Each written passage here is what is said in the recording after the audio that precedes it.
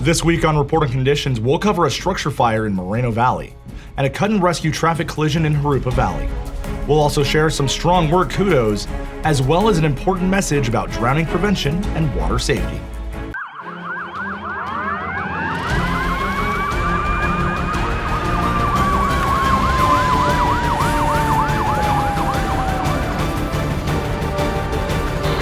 Stand by for report on conditions. Welcome to this week's edition of CAL FIRE Riverside County Fire Department's Report on Conditions. I'm Rob Rosine. Please be sure to like, subscribe, and click the bell to be notified when we upload new episodes and other exciting stories. Here's a recap of last week's statistics covering June 7th through June 13th, 2021. CAL FIRE Riverside County Fire Department's dispatchers and firefighters answered the call to 3,061 incidents. Of these, 142 were fire calls and 2,919 were medical emergencies. Now let's take a look at some of our highlighted incidents from the past week. Our first incident occurred in Moreno Valley on Wednesday, June 9th, just after 5:30 p.m. Firefighters were dispatched to multiple reports of a residential structure fire at the 28,600 block of Manzanita Avenue. The first arriving engine company reported heavy smoke and fire showing from the roof of the home. An aggressive interior attack ensued, but firefighters were pulled from the interior of the structure due to a partial roof collapse. 3 adults were displaced, and damages were estimated at $400,000. The cause of the fire remains undetermined. On Friday, June 11th at 1:02 p.m., dispatchers received multiple reports of a rollover accident on Van Buren Boulevard and 56th Street in Jurupa Valley. Firefighters arrived on scene to report a vehicle that had rolled several times and struck a tree. 3 patients with injuries ranging from moderate to serious were extricated by firefighters and transported by ambulance to a local hospital.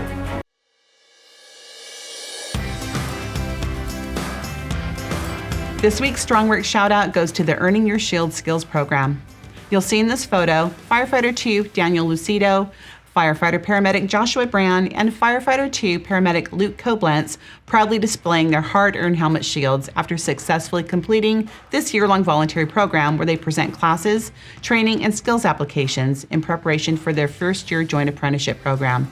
Strong work, everyone. Hi, I'm Battalion Chief Mark Scoville. Some of my best career memories are when I was a fire captain. It really allowed me to mentor new firefighters, engineers, and play an instrumental role in preparing them to promote to a position that I enjoyed for many years. Fire captains are the backbone of the fire service. Effective today, we are pleased to present and congratulate our newly promoted fire captains.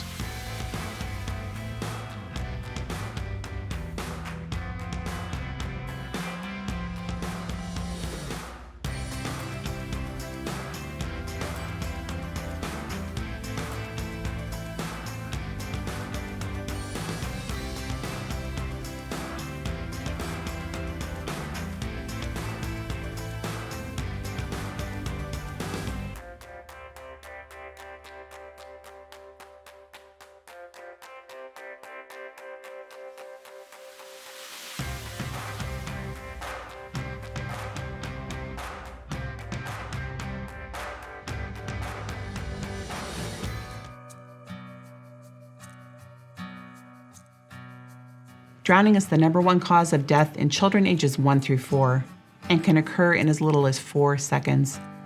Accidental drowning claims the lives of 10 victims a day in the United States.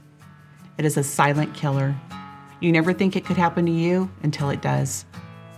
For a safety message this week, one of our own, Fire Captain Joseph Papandrea, shares his story. My name is Joe Papandrea, Fire Captain, CAL FIRE Riverside County Fire Department.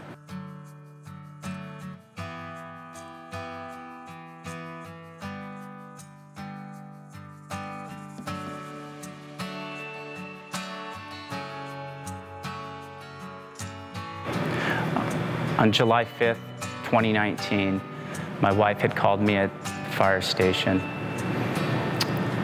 It's the wretchedest call I've ever heard in my whole entire life.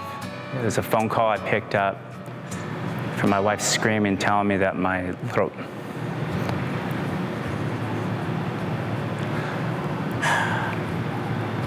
little boy was found in the pool. It's horrifying, and these things you'd never think would happen to you. But through my son, I think I'm able to share this story, let you guys know in the county what type of layers of protection that we could offer. Supervision, alarms, appropriate fencing, and of course the ISR, or survival swimming for infants. You can start as young as 6 months old. There's plenty of ISR classes or rescue classes within your community. And give your children a fighting chance to where, if that does happen, they know what to do and how to survive. It's been the worst tragedy in my life. You know, it's changed immensely for my family, my coworkers at this firehouse.